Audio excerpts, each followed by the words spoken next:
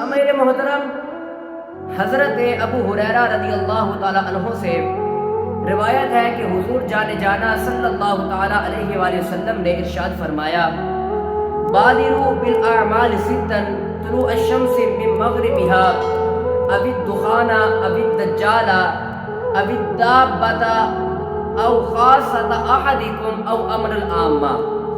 حضور جان جانا صلی اللہ تعالی علیہ وآلہ وسلم نے ارشاد فرمایا کہ ان 6 علامات کے ظاہر ہونے سے پہلے تم نیک اعمال کر لو۔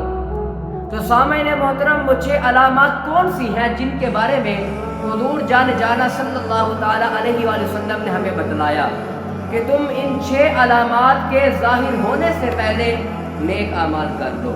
تو وہ علامات کون سی ہیں؟ سماعت فرمائے۔ نمبر 1، سورج کا مغرب سے طلوع ہونا۔ نمبر 2، دھواں۔ نمبر 3، دجال۔ نمبر 4، دابۃ الارض یعنی کہ زمین سے نکلنے والا جانور۔ اس کے بعد فرمایا تم میں سے کسی ایک خاص آزمائش، تم میں سے کسی ایک کی خاص آزمائش یعنی کہ موت۔ آگے فرمایا عام فتنہ یعنی کہ قیامت۔ اب اس سے کیا مراد ہے؟ اس حدیث مبارکہ میں 6 علامات ظاہر ہونے سے پہلے نیک اعمال کرنے کی ہمیں ترغیب دی گئی، یعنی کہ جب یہ علامات ظاہر ہو جائیں گی اس وقت توبہ کا جو دروازہ ہے وہ بند ہو چکا ہوگا، یعنی کہ ان علامات کے ظہور ہونے کے بعد توبہ کا دروازہ بند ہو جائے گا، یعنی کہ تب بندہ توبہ کرے گا تو اس کی توبہ بھی قبول نہیں کی جائے گی۔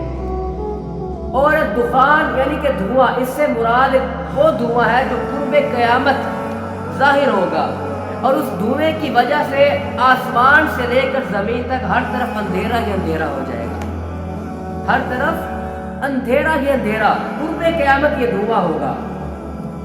اور دابۃ الارض یعنی کہ وہ جانور جو زمین سے نکلے، کیسا جانور ہوگا؟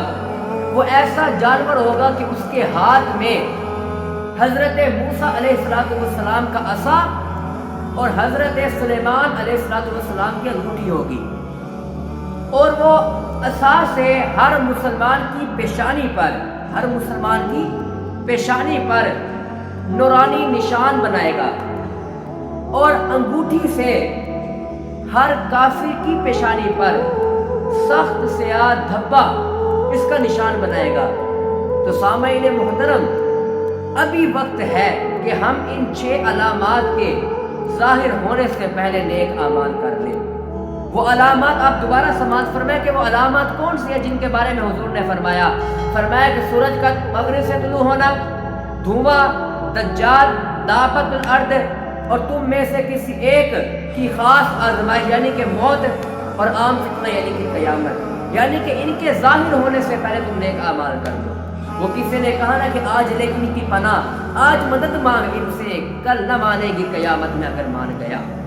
تو سامعین محترم، آج باب توبہ کھلا ہے، اور انسان توبہ کرے، اور ایسی توبہ کرے کہ توبہ بھی کہے کس نے توبہ کی ہے، اور صدقے دل سے توبہ کرے، کیونکہ انسان سے خطا گناہ ہو جاتا ہے لیکن باب توبہ بھی تو کھلا ہے نا۔ لیکن حضور نے فرمایا جب یہ علامات ظاہر ہو جائیں گی تب توبہ کا دروازہ بھی بند ہو چکا ہوگا۔ تو سامعین محترم، ہمیں توجہ کرنی چاہیے، اور رب کی بارگاہ میں صدقے دل سے، سچے دل سے توبہ کرنی چاہیے۔ رب تعالیٰ کی بارگاہ میں دعا ہے کہ خالق کائنات ہمیں صحیح معنوں میں سچے دل سے توبہ کرنے کی توفیق عطا فرمائے۔ وما توفیقی الا باللہ۔